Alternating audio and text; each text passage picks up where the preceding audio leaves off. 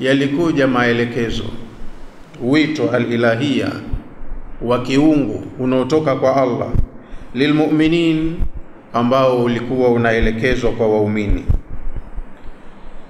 6 maratin biwasfi al-imani, waumini waliitwa kwa sifa ya imani mara 6.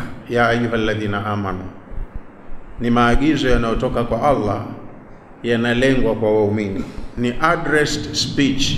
Wanaitwa waumini, wanapewa agizo, na wakiitwa wanaitwa kwa sifa ya imani kwenye sura hii. Kahafizin lahum ala sabri wa thibati fi mujahadatihim li a'da'illahi, kama vile walivyokuwa wanapewa maelekezo ya kwamba wanatakiwa wawe wavumilivu, au wanatakiwa wasijidhalilishe wakajidharau wakaona hatuwezi, siku zote wakawa ni watu wa kusalim amri tu, wajikurubushe, wavae uhalisia, wakae kwenye nafasi yao. Maagizo kama haya yalikuwa yanakuja kwenye sura hii, mara nyingi tutayakuta. Watadhkirihim lahum, na pia aya kama hizi zenye maagizo ya anwani ya imani zilikuwa zinawakumbusha waumini bi anna hadhihi takalifi, kwamba maagizo haya magumu, taklif ni jukumu unalopewa na ukatakiwa ulifanyie kazi, ndo taklif. Kwa hiyo majukumu haya mnayopewa, allati umiru biha, walioamrishwa kwayo waumini, min muqtadayati al-imani alladhi tahallu bihi, haya ni majukumu ya kiimani ambayo yanastahiki yaelekezwe kwao, madam ndo waumini wenyewe. Kama ni waumini, kuna majukumu lazima mpewe, na msimame imara kuyafanyia kazi, msikae ovyo ovyo tu. Vaeni uhusika, yule anayekabiliana na nyinyi ajue anakabiliana na nani. Wa anna nasra, na pia maelekezo kama hayo yalikuwa yanawajulisha waumini kwamba hakika ya ushindi, nusra ya Allah, alladhi hazu alayhi, ambayo wameipata waumini, kana bisababi al-imani la bikathrati silahi warijali, pale wanapopambana na adui wakajikuta wameibuka washindi, ushindi wa waumini ni kwa sababu ya imani yao. Imani ndo inawafanya wawe washindi, la bikathrati silahi warijali. Ushindi kwao hauji kwa sababu ya wapiganaji wengi, wala hauji kwa sababu ya ubora wa silaha walizonazo. Walionyeshwa kwa vitendo, silaha mlikuwa hamna, idadi yenu ilikuwa ni ndogo na mkashinda. Kigezo ni imani yenu. Kwa hiyo mjikite vizuri kwenye imani mnapofanya majukumu yenu haya mnayoelekezwa, iwe kipimo ni imani. Imani yenu ndio inakusababisheni kushinda, sio wingi wa askari wala ubora wa silaha. Imani ni tunu kwa mumin, anatakiwa ailee, aikuze, aiendeleze imani yake. Amma nidaul ula, ama wito wa kwanza walioitwa waumini, faqad jaa fi tahdhiri, waliitwa kwa kupewa tahadhari. Ulikuja wito huu kwa kupewa tahadhari, min alfirari min almaraka, waliambiwa chonde chonde, ni marufuku askari yoyote, mpiganaji yoyote mumin kukimbia kwenye uwanja wa vita. Unaiona hiyo ngumu kumeza, lakini ni amri ya Allah. Na katika mambo yenye kuangamiza, ukiondoka na kosa hilo unaenda motoni, ni kwamba wewe ni mpiganaji upande wa waumini alafu ukakimbia vita. Kufa tu huko huko unakuwa shahidi, unaenda peponi. Sasa unakimbia huko unakokimbilia hufi. Ni mafunzo ya ujasiri. Uaskari unahitaji mambo mengi sana, mojawapo hilo. Waliambiwa, ya ayyuhalladhina amanu idha laqitumul ladhina kafaru zahfan, enyi waumini mnapokutana na makafiri uso kwa uso kwenye vita, mapambanoni, fala tuwalluhumul adbara, marufuku kuwakimbia. Songa mbele, pambana kiume. Iambie nafsi yako, nataka niuwe 10 mpaka 15, ikiwezekana wote. Kwa hiyo mwenyewe utajipanga, wewe uwe shujaa, upambane, sio ukimbie. Unakimbia, unamkimbia nani sasa? Hilo ni agizo ambalo ni wajibu kutekelezwa. Ya ayyuhalladhina amanu, enyi waumini, idha laqitumul ladhina kafaru, munapokutana na makafiri, zahfan, kwenye uwanja wa vita, fala tuwalluhumul adbara, msiwakimbie, malizaneni nao tu. Wao wamekuja kwa lengo la kuwamaliza, sasa muwape mgongo wa kupigeni kwa nyuma, vipi inakuwa sasa? Pambaneni nao tu, na Allah huwa anasaidia, na ndivyo alivyowaonyesha kwenye hivyo vita vya Badri. Waqad tawa'adat al-ayatu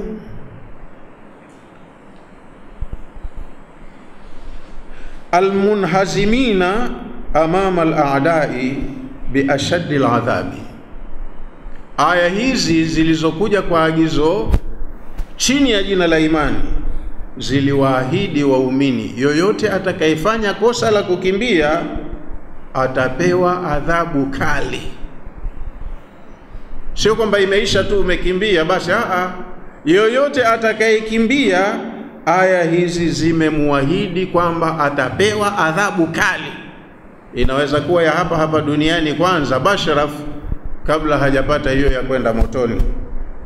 Kwa hiyo ujue uumini sio lele mama. Ukiwa muumini una majukumu mazito, ukiyazembea unapunguza ile thamani na hadhi yako upande huu wa dini, upande wa imani. Wa amma nidau thani, ama wito wa pili walioitwa waumini kwa jina la imani, faqad jaa fihi al-amru, wito wa pili wameitwa waumini, ikaja kwenye wito huo amri bisam'i wa ta'ati.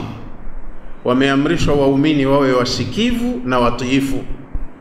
Kiongozi wenu akiongea muwe mnamsikia na kumuelewa, alafu aliloagiza katika kuongea yake nyinyi ni kutii na kutekeleza. Hayo ni masala ya kijeshi. Allah mwenyewe anawafundisha waumini wakati ule, wakati tete, ndo kwanza dola ya Uislamu ni changa Madina pale. Wakaamrishwa wawe na tabia ya usikivu na utiifu li amrillahi wa amri rasulihi. Kila agizo litakalotoka kwa Allah wao ni lazima kutekeleza. Kila agizo litakalotoka kwa mtume kwa waumini ni lazima litekelezwe, sio hiari, sio ukipenda. Usiseme hili siwezi, hapana. Agizo linasema ya ayyuhalladhina amanu, enyi mlioamini, atii'u Allaha wa rasulahu wala tawallaw anhu wa antum tasma'un. Enyi waumini, kuweni watiifu kwenye maagizo ya Allah. Maagizo ya Allah yanapatikana kwenye kitabu chake cha Qur'ani. Na kuweni watiifu kwenye maagizo ya mtume wake, ndio hizi tunaita hadithi nabawi. Kaagiza jambo mtume, agizo hilo ni wajibu kwa waumini kulitekeleza. Wala tawallaw anhu, wala msimpuuze mtume wenu huyu, kiongozi wenu huyu, wa antum tasma'un, hali ya kuwa mmesikia mlichoambiwa. Kwa hiyo sio nikitaka au nikiweza, lazima. Ndo walivyolelewa wenzetu masahaba, na kazi walioifanya tunajivunia mpaka leo. Kama sawaratil ayatu, kama ambavyo aya hizi zimetupa tasawur, picha, lilkafirina, kwa makafiri, bil an'ami sariha allati la tasma wala tu'ni wala tastajibu lida'wati alhaq. Aya za Qur'ani hizi zimetupa picha ya makafiri, tukaambiwa makafiri wamekaa kama wanyama tu. Sasa muumini asiwe kama mnyama. Wameitwa kama wanyama kwa sababu la tasma, mnyama hasikii ukimwambia. Wa mathalu alladhina kafaru kamathali alladhi yan'iqu bima la yasma'u illa du'aan wa nidaa. Mtu anayedili kuongea jambo na kafiri ni kama mtu anayeongea na kiumbe ambaye hasikii isipokuwa sauti na wito. Kama una mifugo yako nyumbani, mbwa, paka, kija anakuja, hiyo anaelewa, anajua kuna msosi, mando akili yake yote iko hapo. Au anataka kuiba, paka we hiyo anaifahamu. Najua hiyo. Unamuona huyo anakimbia. Lakini huwezi ukatoa speech ya dakika 5 unamwambia paka wako au unamwambia mbuzi wako, mnajua nyie tunakotoka huku mshakula mshashiba, mbele kuna mazao ya watu huko, msinisumbue. Hawakuelewi wanyama kwa kuongea nao lugha kama hiyo. Kuna vitu tu fulani hivi wamezoea kutoka kwako, aidha kumwamrisha, kumwita au kumkataza. Zaidi hapo hafahamu, ndiyo kafiri alivyo. Sasa nyinyi waumini hamtakiwi muwe kama hivyo. Nyinyi muwe wasikivu, waelekevu, waelewa, watiifu, ili msiwe kama wale makafiri walioambiwa wao ni kama wanyama tu, kwa sababu la tasma wala ta'ya, hasikii wala kile unachomwambia hakitii kwenye mazingatio, haelewi kitu. Wala tastajibu li da'wati al-haqi, wala huwezi kumlingania haki akaikubali akakuitikia. Kusanya ng'ombe alafu walingania habari ya swala, wanakuelewaje? Habari ya moto na pepo, hivyo vitu si vitu vyao, hata kuelewaje?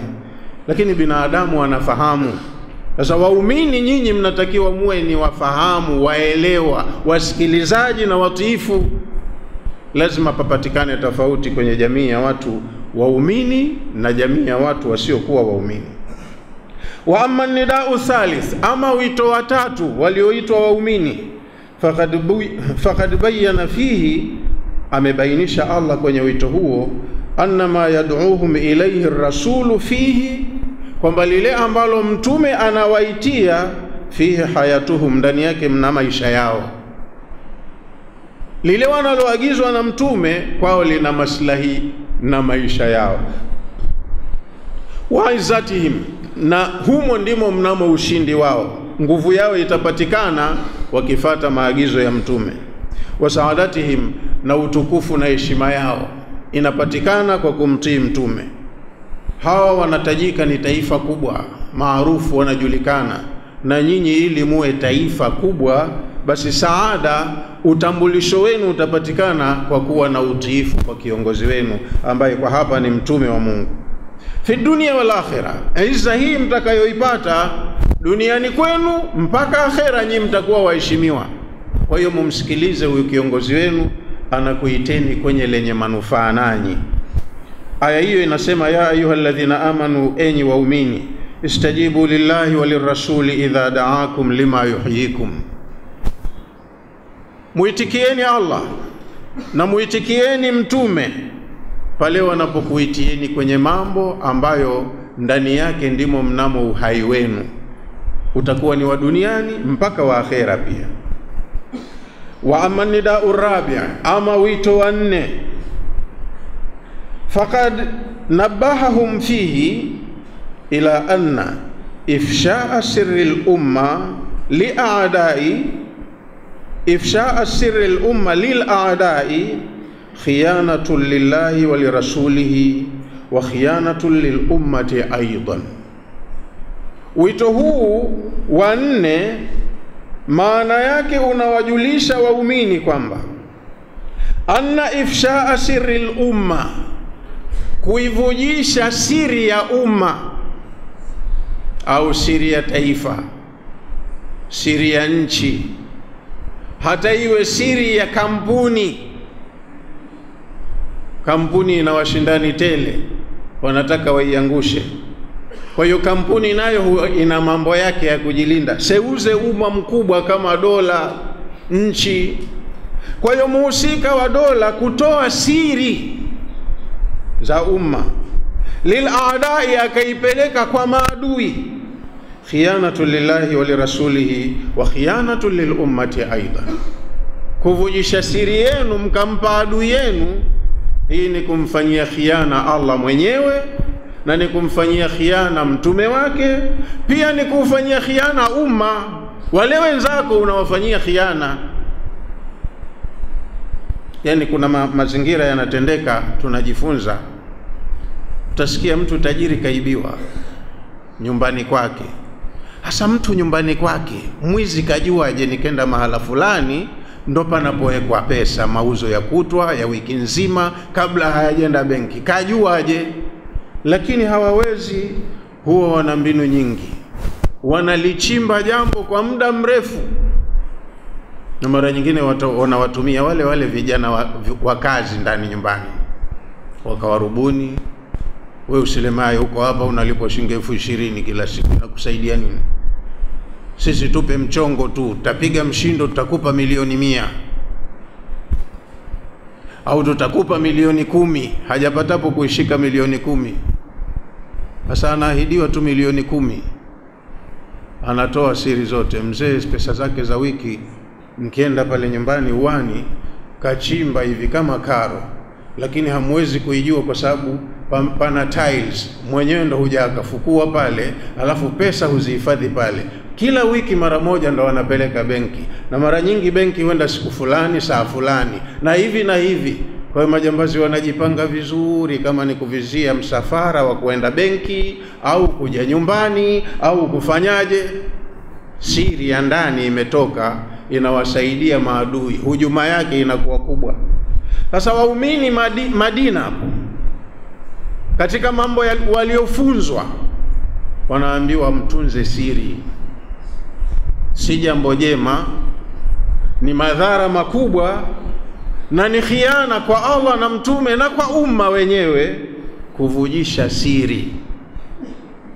Hilo pia ni katika mafunzo waliopewa waumini.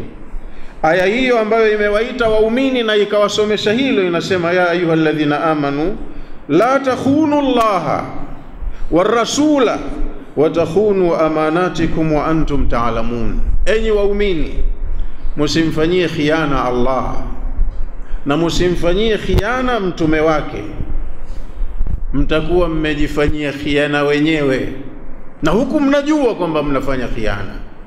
Unampaje siri za ndani ya adui? Unamwezesha alete madhara kwa watu wako, na pengine hata wewe mwenyewe usisalimike baada ya hapo. Watakuona waovyo, wakishakamilisha la kwao wanakumaliza na wewe kwa upumbavu. Kwa hiyo waumini wakasisitizwa suala la siri za jamii au siri ya familia au siri ya popote pale unapohusika, usiwe ni mwenye kuvujisha siri. Ni kosa kubwa katika makosa. Wa amma nidaul khamis, ama mwito wa 5 walioitwa Waislamu kwa lugha ya imani, faqad lafat nadharahum fihi ila thamarati taqwa. Wito huu waumini wameitwa ukawaelekeza kwenye natija, matunda ya uchamungu. Wakaambiwa jihimizeni sana, jileeni kwenye uchamungu, na wakafundishwa faida yake na natija yake. Wadhakarahum bi annaha asasul khairi kulli, na wito huu waumini umewakumbusha kwamba uchamungu ndiyo msingi wa khairi zote kwa mwanadamu duniani na akhera pia. Wa anna min a'zami thamarati taqwa, wakafahamishwa kwamba tunda kubwa zaidi la uchamungu, dhalika nuru rabbani, ni kupata ile nuru ya kiungu kwenye nafsi ya muhusika. Alladhi, nuru ambayo yakdhifuhu Allahu fi qalbi almu'min, Allah huwa anaiweka nuru hiyo kwenye moyo wa mu'min akiwa mcha Mungu. Anakuwa na aina fulani ya uwezo hivi mpaka watu wakamuona waajabu, kumbe ni ucha Mungu wake, kufata maelekezo, kujituma katika ibada. Kuna vitu vya ziada Allah huwa anamwekea moyoni mwake. Wabihi, na kwa sababu ya nuru hiyo anayowekewa mtu moyoni, yufarriqu baina ar-rushdi wal ghayyi, mtu anakuwa na uwezo mkubwa wa kutofautisha kati ya jambo la uongofu na upotovu. Anakuwa ni mgumu kushawishika kwenye yaliyokuwa sio. Anakuwa na msimamo imara kwa sababu uchamungu wake umemsaidia kupata nuru inamuangazia kuona, na ana uwezo wa kutofautisha mambo. Walhuda wa dalali, anakuwa na uwezo mkubwa wa kutofautisha kati ya uongofu na upotovu. Anakuwa si mtu mjinga, hapelekeshwi, ana msimamo na Allah kampa nuru ya kuonea, kwa hiyo anakuwa yuko vizuri. Ya ayyuhalladhina amanu, wito huo unasema enyi waumini, in tattaqullaha yaj'al lakum furqana wa yukaffir ankum sayiatikum wa yaghfir lakum wallahu dhul fadli alazim.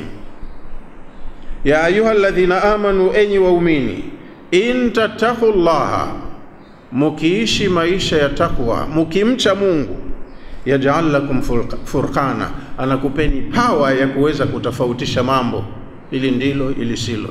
Wewe ukiwa na uwezo wa hilo, unakuwa na uwezo wa kuwasimamia wengine pia, kuwaelekeza wengine pia. Umepewa furqan.